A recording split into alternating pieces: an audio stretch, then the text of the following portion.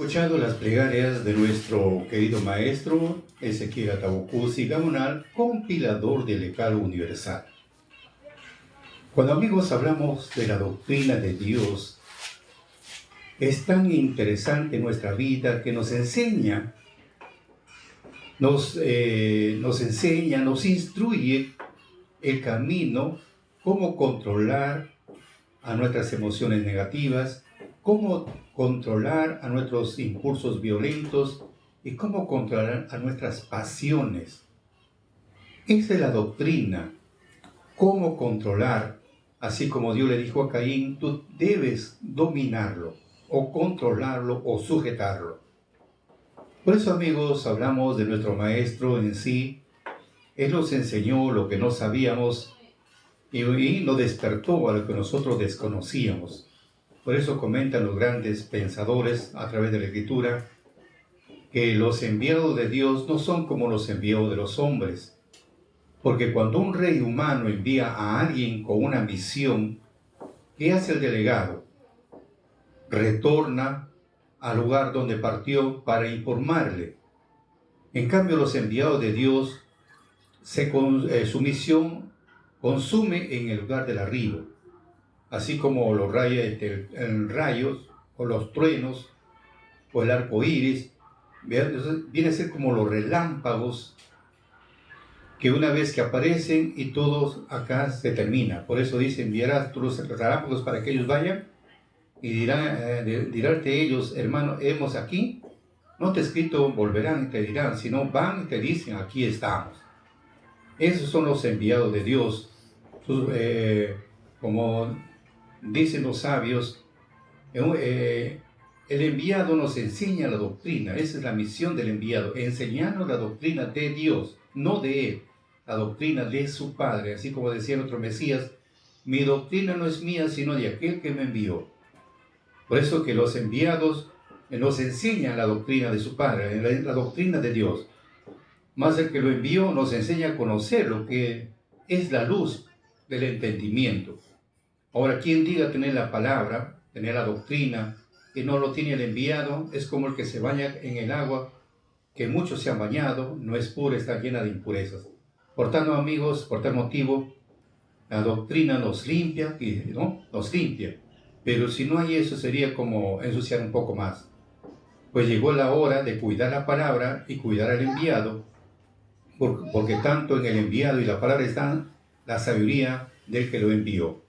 Bien, amigos, hablando de la doctrina de Dios, hablando de la doctrina, revisando uno de sus mensajes de nuestro querido maestro, y nos llama a una reflexión, ¿no? Dice así, voy a leer una parte, un fragmento, donde él nos habla, y dice así. De pronto después dice, pero el único hay que rogar a Dios bastante, pedir sabiduría a Dios. Entonces, cuando pedimos a Dios sabiduría, queda grabado en la cabeza. ¿Cómo se entiende esta parte? Primero, pedir sabiduría, entonces se graba en nuestra mente. Porque una cosa es leer un libro o tratar de memorizarlo, como antiguamente que la letra con sangre entra. Otra es cuando el Espíritu te lo graba en tu mente, y eso nunca se desaparece. Uno se va con todo lo que hemos aprendido cuando el Espíritu lo graba en tu mente. Es muy diferente cuando yo lo aprendo, lo memorizo, porque si yo no lo practico de acá a un tiempo determinado, se desaparece. Pero cuando el Espíritu te instruye, queda grabado y nunca se va. Pasan años, de repente subes hasta de amnesia, pero eso queda grabado y nunca se va. Por eso dice, el único que hay que rogar a Dios bastante, pedir sabiduría a Él, entonces se grabará en la cabeza. Se grabará en la cabeza, se graba en la mente y en el corazón. Cuando hablamos, amigos, cuando pedimos sabiduría, hay un proceso. Bonito sería, pues, pide sabiduría. Pero encontramos un versículo bíblico, vamos a ver, dice lo siguiente, en Sabiduría, libro de Sabiduría, escrito por el rey Salomón, dice lo siguiente, para hablar sobre la sabiduría, capítulo 1, versículos 4 y 5. Y 6 también, dice acá, la sabiduría no entrará en un alma perversa. Desde ahí ya no está limitando. Que la sabiduría no ingresa en un alma perversa. No habita en un cuerpo instrumento del pecado. Porque una cosa es la sabiduría humana y otra cosa es la sabiduría lo que Dios da.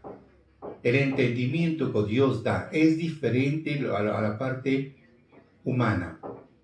Entonces encontramos acá que la sabiduría primero no entra en un alma perversa, limitado, no habita en un cuerpo instrumento del pecado, limitado. Ahora, ¿quién nos educa? Por eso dice, queda grabado en la mente, queda grabado en el corazón, porque es el Santo Espíritu que nos educa, o sea que educa es el Espíritu Santo, o la sabiduría también se le conoce. Él nos educa, pero huye de la doblez. Entonces el Espíritu nos empieza a educar. Y también hay un proceso para buscar que el Espíritu nos instruya, nos edifique, nos consuele. Hay un procedimiento, la hora que tiene que ser, en qué momento tenemos que clamar, en qué momento tenemos que rogar, etc. Entonces viene a decir lo que es, viene a ser la instrucción. Pero para eso no podemos tener un corazón de doblez, que es así como el hijo de Elías a su pueblo, bien sirven a Baal o bien sirven a Jehová, que bueno, traducieron en inglés. Bien sirven a Jehová o bien sirven a Baal. Incluso nuestro Mesías también dijo a los hombres ricos, nadie puede servir a dos señores.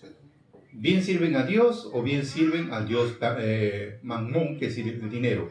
Tienen que decidirse. ¿Por qué? Porque Dios, la sabiduría no habita en un corazón de doblez. Doble pensamiento no habita. Por más que diga que tengo entendimiento, no habita. Y se aleja de los pensamientos insensatos. ¿Ve? Y se aleja de los pensamientos insensatos y se llena de confusión. Entonces, y se llena de confusión cuando se presenta la maldad. Se presenta la maldad y pensamos que el Espíritu de Dios nos instruyó. Mentira. Ahora, luego dice en el 6 que la sabiduría es un espíritu amigo de los hombres, pero no dejará sin castigo las palabras del blasfemo, porque Dios conoce los impulsos, vigila sus pensamientos y escucha sus palabras. Así que en esta parte lo que dice nuestro querido maestro, el único hay que rogar a Dios bastante, pedir sabiduría a Él, entonces grabará en la cabeza. Porque toda la Biblia le pueden tener, pero con Dios eso es lo que se va a hacer. O sea, nosotros podemos tener toda la Biblia, podemos sabernos de memoria, pero una cosa es lo que Dios da esa sabiduría. Porque dice Santiago es pura, benigna, sin mancha. Eso es así, la sabiduría de Dios. Entonces, pero para obtener esa sabiduría no podemos tener un corazón doble, no podemos tener un alma perversa, no puede estar pues, en un cuerpo que es un instrumento del pecado. O sea, obligatoriamente tenemos que empezar a subsanar todos estos puntos negativos para obtener justamente lo que añoramos, que es la sabiduría de lo alto. Eso es así. Por eso dice nuestro maestro, pero con Dios, dice, porque toda la Biblia la pueden tener, pero con Dios eso es lo que se va a hacer. Eso mismo tiene que haber. Hasta ahorita no hay ni a un libro, memorizan, por lo que cuanto vayan al extranjero, tienen que esforzarse mientras traten de memorizar, porque la Biblia va a desaparecer. ¿En qué sentido está hablando de la Biblia va a desaparecer? Porque la Biblia va a ser difícil que desaparezca. Pero ¿a qué se refiere este punto donde dice va a desaparecer? Revisando uno de esos otros mensajes, nos habla lo siguiente, de acuerdo a Miqueas 6, 2 y 3. Cuando hablamos de Miqueas 6, 2 y 3, nos aclara un punto muy interesante. ¿Qué nos dice en Miqueas 6, 1 y 2? Oí palabra lo que dice Jehová, levántate, pleitea con los montes, y oigan los collados su voz. Oíd montes y fuertes fundamentos de la tierra, el pleito de Jehová, porque tiene Jehová pleito con su pueblo, y alterca con Israel. Pero vamos a comprender eso de Miqueas. Oí ahora lo que dice que va, levántate y pleitea con los montes. O sea, está hablando que Dios se levanta para pleitear, o sea, entra lo que es un litigio, una demanda o una denuncia, una querella. Los pleitea con los montes y oigan los collados su voz. Cuando hablamos de los montes, estamos hablando que primero tenemos que entender la parte literal. Monte significa pues una elevación natural de un terreno que es mayor que una colina. Es un monte. Tenemos el monte de Hermón, ¿no? El monte de Hermón, donde no menciona en su libro donde los descendieron los vigilantes del cielo. Tenemos el Sinaí, donde Dios entregó a Moisés los 10 mandamientos. Estamos hablando de montes. Las montañas de Seir, lugar donde Saúl hizo su hogar. El profeta Balaam presentó ofrenda contra el pueblo hebreo. Hablamos del monte Moria, donde Abraham iba a sacrificar a su hijo Isaac. Hablamos del monte Nebo, donde Dios le mostró pues a Moisés la tierra prometida. El monte Tabor, la transfiguración de Jesús, donde había Pedro, Juan y Santiago. Tenemos el monte Ararat, donde encalló pues el arca de Noé, cuentan los historiadores. Entonces dice también la escritura, esos son montes elevados, o sea, estamos hablando montes, terreno natural elevado, cerros más elevados, que es más alto que una colina, más alto. Entonces, tomando en cuenta todos estos puntos de los montes, ¿cómo pues un monte va a escuchar pues, la voz de Dios? ¿Cómo? ¿Y cómo va a pleitear Dios con esos cerros?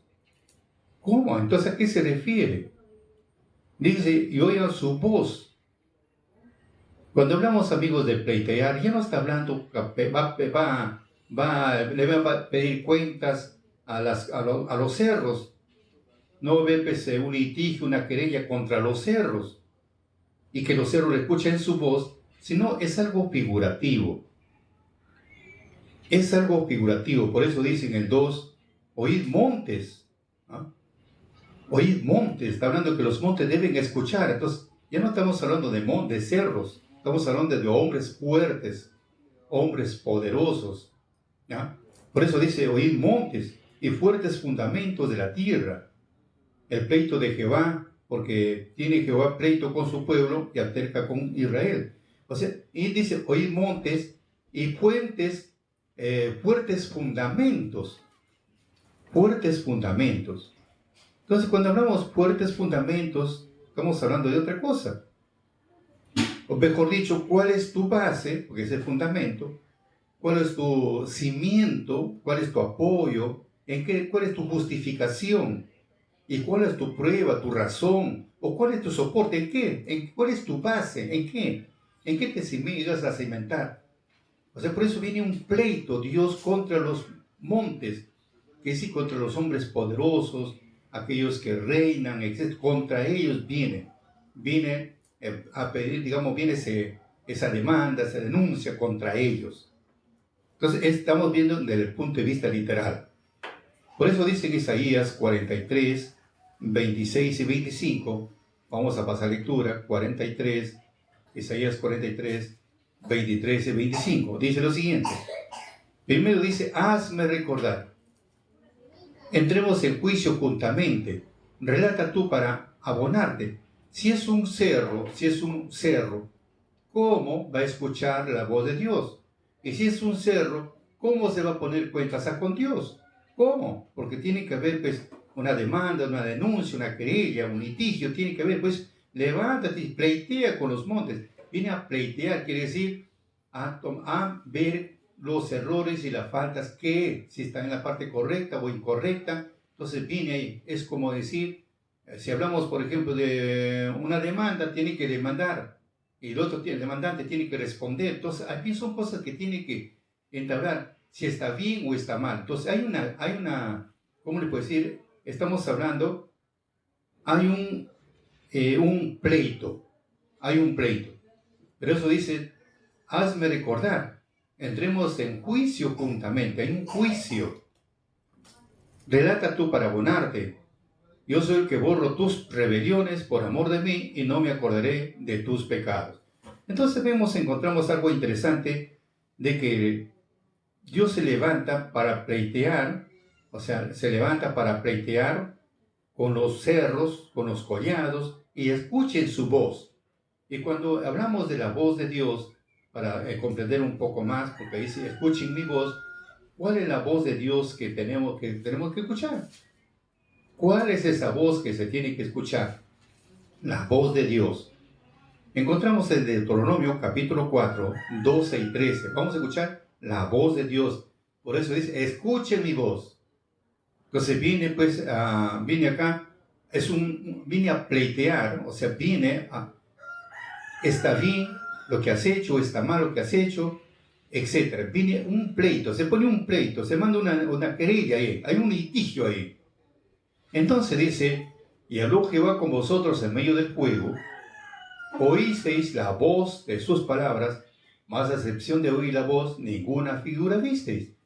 Y él os anunció su pacto, el cual os mandó poner por obra las 10 palabras, escribiélas en 2 tablas de piedra. O sea que la voz de Dios viene a ser las 10 palabras o los 10 mandamientos. Entonces, hacer ver si ha quebrantado, no ha quebrantado, está llevando la parte correcta o incorrecta. O sea que se levanta para poner en litigio, o sea, viene un pleito, viene una demanda, cumple o no cumple, etc. Para eso es. Por eso es porque en el hombre se ha formado pues un fuerte fundamento, o sea, una base, un cimiento humano, donde busca que sujetarse, justificarse también. Entonces ya, tú tienes tu posesión, yo tengo la mía. Entonces viene ahí, si estás bien o estás mal. Pero mediante la voz de Dios. Entonces la voz de Dios, que son los mandamientos, entonces viene ahí. Pero hay algo que a mí me llama la atención, cuando hablamos dice contra los moradores, viene un pleito con su pueblo, acerca con Israel, porque viene, ¿cuáles son esos moradores? ¿Quiénes son esos moradores? ¿Quiénes son esos collados? ¿Quiénes son esos montes? ¿Quiénes son? ¿Los seres humanos? En la parte espiritual se entiende diferente. En la parte espiritual se entiende diferente quiénes son esos puertos, quiénes son esas montañas, esos montes, quiénes son esos collados, quiénes son en la parte espiritual. Y encontramos que él mismo da una respuesta y dice lo siguiente. Dice así, dice acá, hablé de los 7 años de hambre. Los 7 años de hambre no era literal. Los 7 años de hambre era para los moradores que moran en la tierra que le pertenece a Dios de Israel. O sea que hablan en la parte espiritual de la tierra que le pertenece a Dios de Israel. No dice Dios Israel, no, al Dios de Israel. Entonces, ¿cuál es esa tierra? Los moradores que moran en la tierra que le pertenece a Dios. En forma literal, sabemos muy bien que la tierra que Dios le prometió a su pueblo, allá el viejo mundo, fue Canaán. Pero en la parte espiritual, está hablando de los moradores que moran en la tierra que le pertenece a Dios. Y cuando hablamos de la tierra que le pertenece a Dios,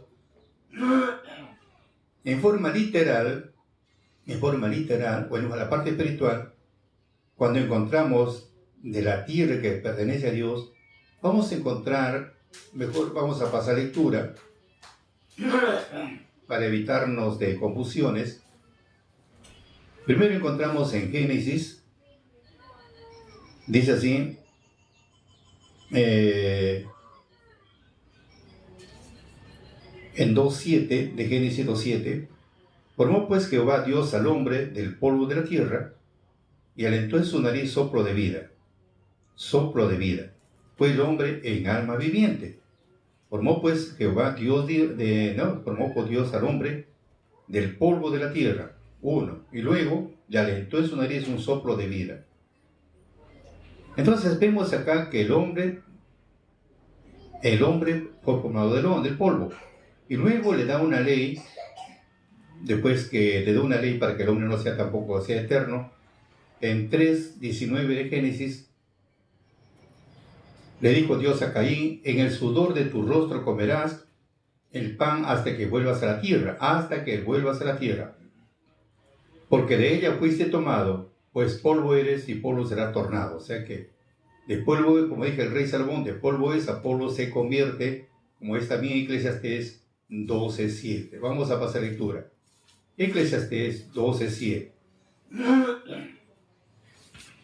12:7 dice de Eclesiastés. Vamos a ver. Y el polvo se torna a la tierra como era, y el espíritu se vuelve a Dios que le dio. Es el soplo de vida. Entonces vemos, en forma espiritual, encontramos los moradores de la tierra, quiere decir que viven en el corazón del hombre. A esto también nuestro Mesías lo considera como los labradores. Vemos en Mateo, cuenta un ejemplo, dice nuestro Mesías, que vino un padre de familia, sembró un viñedo, luego lo cercó este viñedo, le puso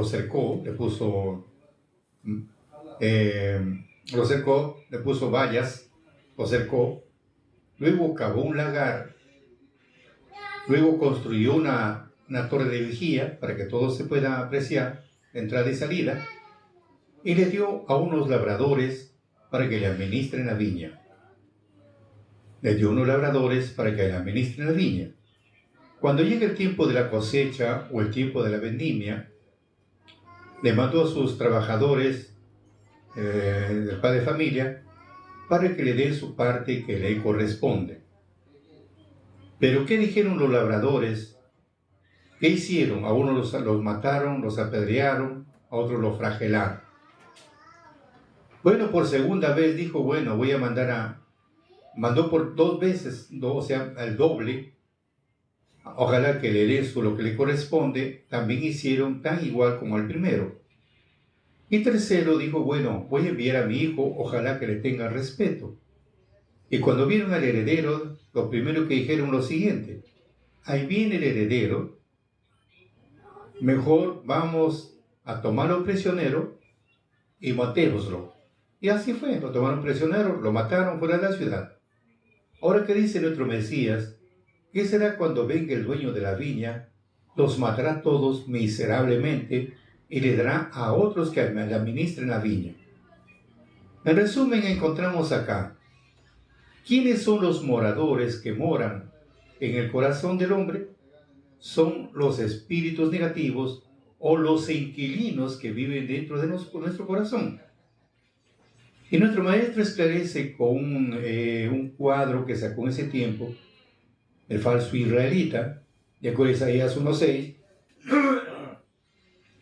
De acuerdo a Isaías 1:6, la boca peca, el ojo peca, el oído peca, la mano, todo pecaba, todo. De acuerdo a Isaías 1:6, no hay una cosa sana desde la coronilla de la cabeza hasta la planta del pie, no hay una cosa sana, todo está enfermo. Claro que tiene que estar enfermo porque dentro de nosotros están los inquilinos perversos, los malvados, dentro de nosotros administrando nuestro cuerpo. Entonces, ¿qué? Son dueños absolutos, como dice Miqueas. Entonces, viene ese momento, viene a reclamar su parte, pero vamos acá a entender lo que dice nuestro querido maestro. Los 7 años de hambre no era literal, los 7 años de hambre era para los moradores que moran en la tierra que pertenece a Dios de Israel, los israelitas. Entonces, los que moran en nuestro corazón, para ellos es, como dice Miqueas 1:6, 1 y 2, que acabamos de pasar lectura, quiere decir que faltará el pan espiritual, la palabra del guía espiritual. ¿Qué cosa dijo? ¿Qué enseñó? Pero vamos acá, hablamos del cuerpo, hablamos, por ejemplo, en forma histórica, encontramos que cuando Dios le da la tierra prometida, que es el lugar de Canaán, estaba poblado por 7 naciones, que eran pues el Eteo, Gergeseo, Amorreo, Cananeo, Pereceo, el Ebeo, el Jebuseo, que fue el último, que lucharon más de 400 años para que le puedan quitar ese lugar.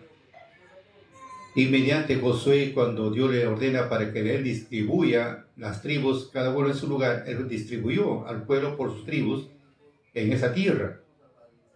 Pero vamos acá a lo que dice nuestro maestro.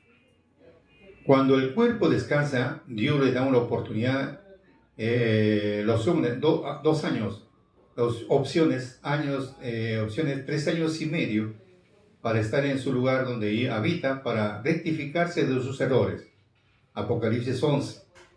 El otro ejemplo está, estos moradores que están dentro del cuerpo del hombre, eran estériles en conocimiento, tales como los 7 reyes que ocupan la tierra prometida, que es el cuerpo del hombre. O sea, el cuerpo del hombre es la tierra prometida, el cuerpo del hombre. Ahora, estéril dice que en el conocimiento. Estos espíritus se refieren a estos reyes, estamos hablando del Eteo, Gergeseo en forma literal, que son miles, pero son el Eteo, Gergeseo, Amorreo, Cananeo, Pereceo, Yebeo, Jebuseo, que está pues en Deuteronomio 7.1, y en Miqueas 2.2, estamos hablando, vamos a pasar Miqueas 2.2 para comprender Miqueas 2.2, vamos a ver. ¿Qué nos dice Miqueas 2.2? Vamos a ver, Miqueas 2.2, dice: y codiciaron las heredades y robaronlas, y casas las tomaron y oprimieron al hombre en su casa, al hombre y a su heredad. Esto es lo que le estaba mencionando. Nuestro querido maestro pone un ejemplo interesante para comprender desde acá lo que dice Miqueas 2.2. 2.2, vamos a hablar. Y codiciaron las heredades y robaronlas, y casas, y las tomaron, oprimieron al hombre y a su casa, al hombre y a su heredad. Como le dieron a los labradores malvados para que administren la viña, codiciaron la heredad, empezaron a robar, quiere decir porque no le dieron al dueño nada, casas y las tomaron, y luego lo oprimieron al hombre y a su casa y al hombre a su heredad. ¿Cómo se entiende esta parte? Oprimieron al hombre y a su casa y al hombre y a su heredad. Pone un ejemplo nuestro querido maestro. Dice que el hombre es inocente. Válgame, pues parece que se contradijera la escritura, porque la escritura dice que el hombre llama a que se arrepienta. Parece contradictorio, pero él dice no, que el hombre es inocente. ¿Cómo que es eso de inocente? Encontramos algo interesante, que el padre de familia, pone un ejemplo, un padre de familia está en su casa solo, vienen los delincuentes, invaden su casa, lo toman prisionero al hombre dentro de su misma casa, y luego hacen su cometido. ¿Para qué han ingresado? A robar, ¿a qué han ingresado? Y una vez que completan su fechoría, se van. Pero el hombre quedó preso dentro de su misma casa. Ahora, ¿cuál sería el proceder del hombre? Denunciar a los delincuentes, ir a la comisaría, denunciarlos porque han ingresado a robar en su casa y a él lo tomaron prisionero. Es el procedimiento. Vamos a la parte espiritual, dice: denunciar ante el espíritu, en este caso denunciar ante Dios, que esos espíritus negativos han ingresado, nos han invadido, nos han tomado prisionero dentro de nuestro mismo cuerpo, han realizado su cometido y después nos han dejado. Por eso dicen las palabras célebres: muchos pájaros pueden dar vueltas sobre nuestra cabeza, el problema es cuando lo dejamos que hagan su nido. Muchos pensamientos pueden venir en nuestra cabeza, el problema es cuando le damos cabida. Y si le damos cabida, como dice el apóstol Santiago, a las finales ya se engendró y tiene que parir el pecado. Entonces, la meta es no darle cabida, pero acá nos utilizan cuantas veces desean. Y después que nos utilizaron, nos botan como pañal de criatura, usado, nos botan así, embarrados. Cuando después que nos pasa el problema, ¿qué pasó? ¿Qué pasó? ¿Por qué hice esto? Ya demasiado tarde. Entonces vemos que los espíritus, esos espíritus negativos, son estériles. ¿Estériles en qué? En el conocimiento. en el conocimiento. Por eso encontramos algo interesante. Acá recomienda nuestro querido maestro, vamos a repetir lo que dice nuestro maestro. Una parte dice acá, pero el único que hay que rogar a Dios bastante, pedir sabiduría a Él, entonces se grabará en la cabeza. Porque toda la Biblia la pueden tener, pero con Dios eso es lo que va a hacer. O sea, podemos nosotros grabar humanamente, pero con el Espíritu es otra cosa. Eso mismo tiene que haber. Hasta ahorita no hay nada, ni un libro memoriza, porque cuando vayan al extranjero, tienen que esforzarse, mientras que traten de memorizar que la Biblia porque la Biblia va a desaparecer. Entonces, él está hablando no tanto de la Biblia, sino de sus conocimientos, el entendimiento, cómo él, mediante el Espíritu, trató de hacernos llegar su mensaje. Eso iba a desaparecer. Es lo que acabamos de leer en su mensaje. Entonces, donde recién la gente, ese día la Escritura, recién entonces la gente va a buscar a Dios, entonces va a buscar la vida, claramente dice, ¿no? Entonces, vemos acá, como dicen en el mensaje, 3 años y medio, después de 3 años y medio viene la desesperación. Esto nos ha pasado a todos los que somos israelitas del año 2000 para atrás. Todo lo que no digo todos, pero la gran mayoría nos sirvió esto. 3 años y medio hemos estado deambulando, reflexionando, meditando, qué pasó, por qué pasó. Y después de 3 años y medio, como empezamos a limpiar el corazón, vino una desesperación. ¿Qué cosa dijo el maestro? ¿Qué enseñó? Preocupados en buscarlos. En ese tiempo estaba de moda los cassettes. Vendí en ese tiempo, recuerdo, 82 volúmenes, diferentes temas. Yo compré varios y me dediqué a escucharlo. ¿Qué cosa quiso decir? ¿Qué dijo? Y no lo habíamos entendido. Entonces, vemos acá, por eso faltarán palabras de guía. Ya está, hemos aclarado. Y los moradores, la hambre, son para los moradores en la tierra. Hambre. Hambre, estamos hablando hambre. ¿De qué tipo de hambre? No nosotros, sino los espíritus que están dentro de nosotros. Hay un hambre también para ellos. Hambre. ¿Cuál es ese hambre? ¿De qué se trata? Entonces dice nuestro maestro, van a buscar, la vida dice claramente, andarán del norte a norte, del sur a sur, y no encontrarán la palabra, porque va a desaparecer. Entonces eso es lo que yo recomendaba desde que he comenzado a predicar, que traten de memorizar. Ahorita no obedecen, como tronco están. Pero ¿cuál es la fórmula para poder memorizar? Cuando dice de norte a norte, sur a sur, tenemos en Amós, vamos a aclarar, Amós 8, 11 y 12, nos esclarece. Amós, vamos a ver, 8, 11 y 12. Oseas, Amós, ahí está. Listo, ya encontré a Amós. Profeta Amós. Dice lo siguiente. Y aquí vienen días, dice el Señor Jehová, en los cuales enviaré hambre a la tierra. No hambre de pan, ni sed de agua, sino de oír la palabra de Jehová. Entonces viene ese hambre, querer saber qué cosa, cómo podemos ordenar nuestra vida, qué cosa enseñó. Una desesperación. Luego dice, irán errantes de mar a mar, desde el norte hasta el oriente, discurrirán buscando la palabra de Jehová y no lo hallarán. 2 maneras de entenderlo. Por todo sitio, buscar, ¿no? Y buscar, como dice acá, buscando la palabra de Jehová no lo hallarán. Entonces, desesperados, así como vemos algo similar que pasó con el natalicio de Jesús, que han buscado y siguen buscando qué fecha nació. Al no encontrar la fecha de nacimiento, cambiaron por el nacimiento del dios Sol, que lo utilizaban los romanos, y del dios Mitra, que nació el 25 de diciembre. Entonces, en su desesperación por buscar, no lo han encontrado, hasta que llegó su tiempo de descubrirse. Algo similar, una desesperación. ¿Qué cosa dijo? ¿Cómo es? A investigar y analizar. Entonces, buscando esa información, entonces encontramos algo muy interesante. Algo interesante, como ahora estamos viendo, estamos desarrollando uno de los mensajes de nuestro querido maestro. O sea, cómo obtener el favor de Dios. ¿Cómo? Por eso vuelvo a repetir, pero lo único hay que rogar a Dios bastante, rogar. Y también acá tenemos que esclarecer a qué hora se debe rogar también. A qué hora se debe rogar. No es cualquier hora, también tiene que rogar, suplicar a Dios.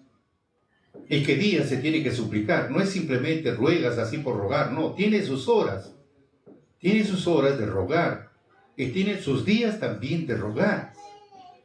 Luego dice, porque toda la Biblia la pueden tener. Todos tenemos una Biblia. Pero con Dios eso es lo que va a hacer. ¿Por qué? Porque el Espíritu va a permitir grabarlo en nuestro corazón, nuestra mente, como es 2 Corintios 3:3, grabado el mismo Espíritu. Eso jamás nos olvidaremos. Versículo que uno lo aprende de memoria, a veces ni siquiera lo entendemos, eso se va, deja de practicarlo, se desaparece. Pero cuando el Espíritu lo graba en tu corazón, nunca se va. Nos vamos nosotros y vamos con todo. Eso sí, por eso dice, hasta ahorita no hay nada, ni a un libro memoriza, porque cuando vayan al extranjero tienen que esforzarse entre que traten de memorizar lo que la Biblia va a desaparecer. No se trata de la Biblia, hemos visto de sus enseñanzas. ¿Qué cosa dijo? ¿Por qué lo dijo? Listo. Entonces recién la gente ese día, la Escritura recién, entonces la gente va a buscar a Dios. Por eso le estaba comentando, 3 años y medio después de su partida, todos hemos estado como sonámbulos por acá, por allá. ¿Qué cosa dijo? Como es una reflexión de 3 años y medio.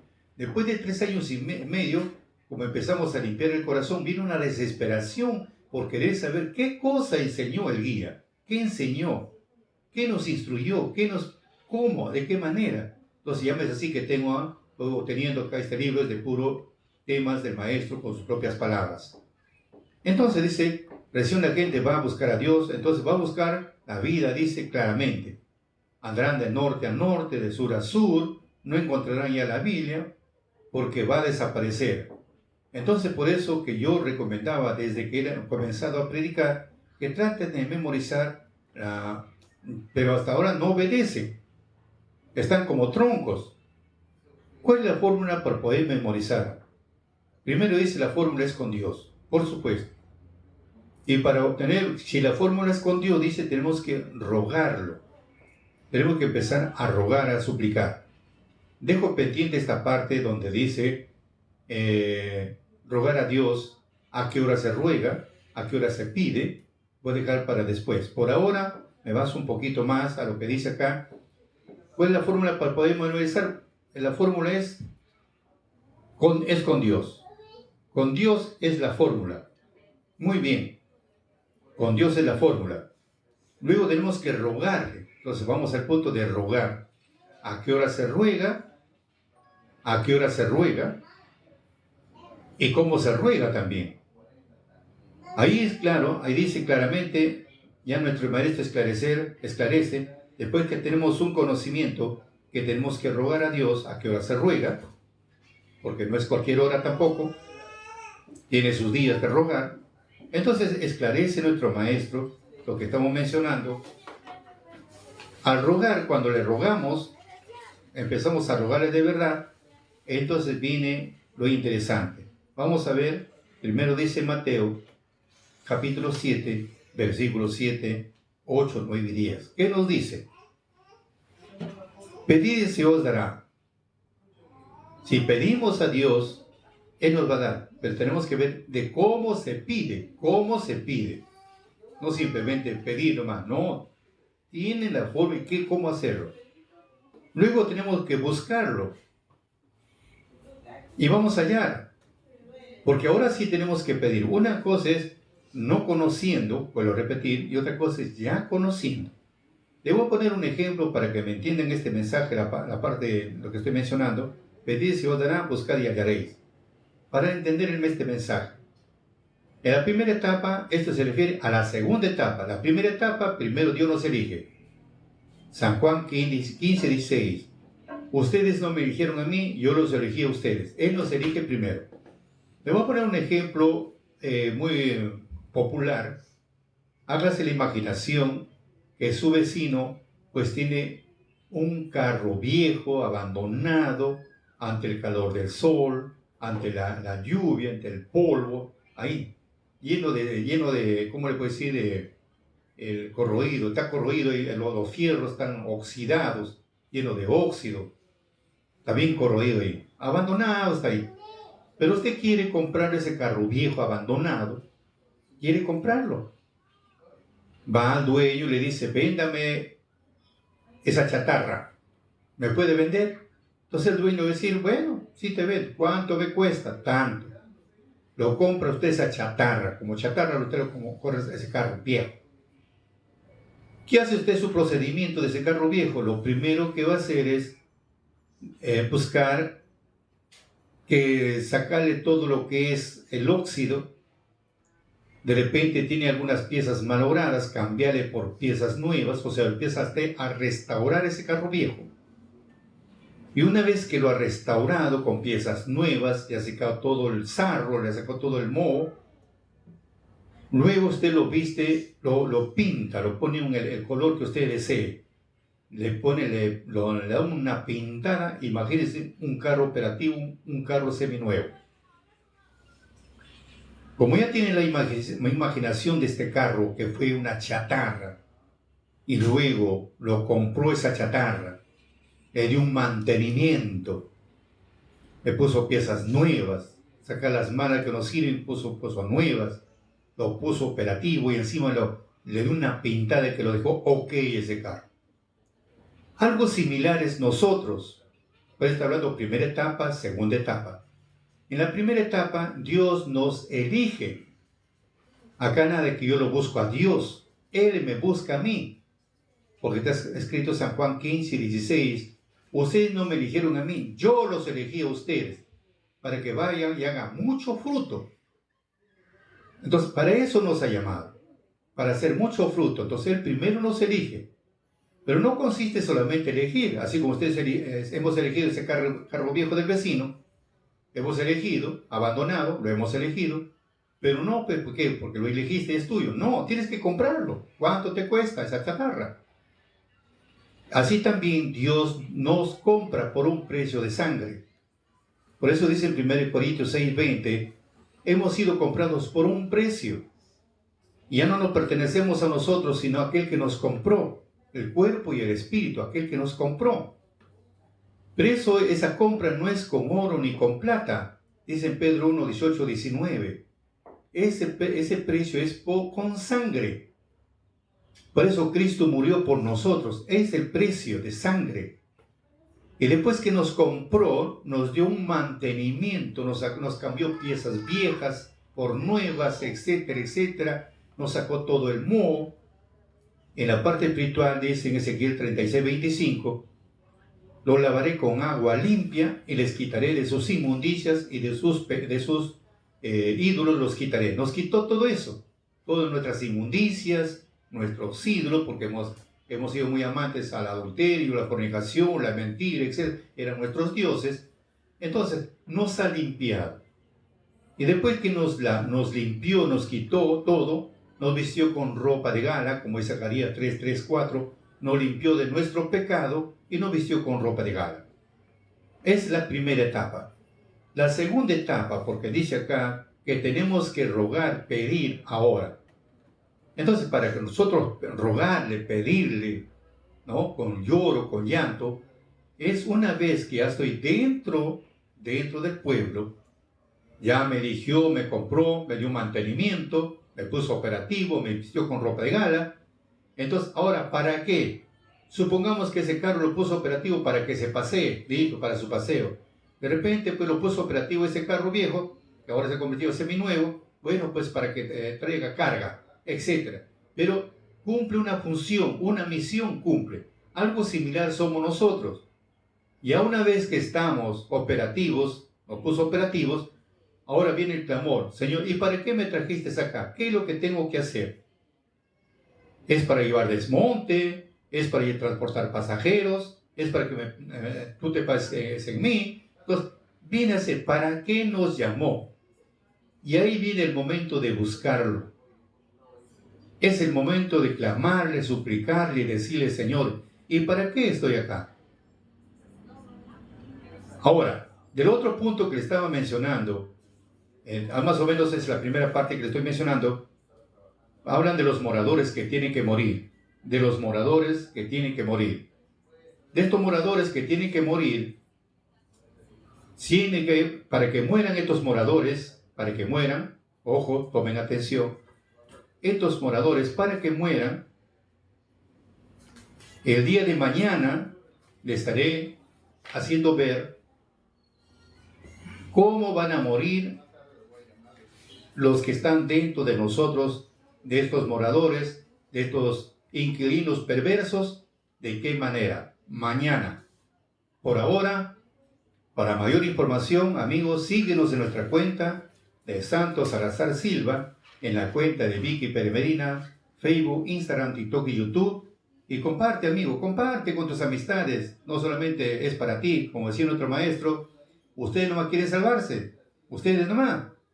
Sálvense. Salven a otros para que ustedes se puedan salvar. Así que, amigos, un abrazo para todos.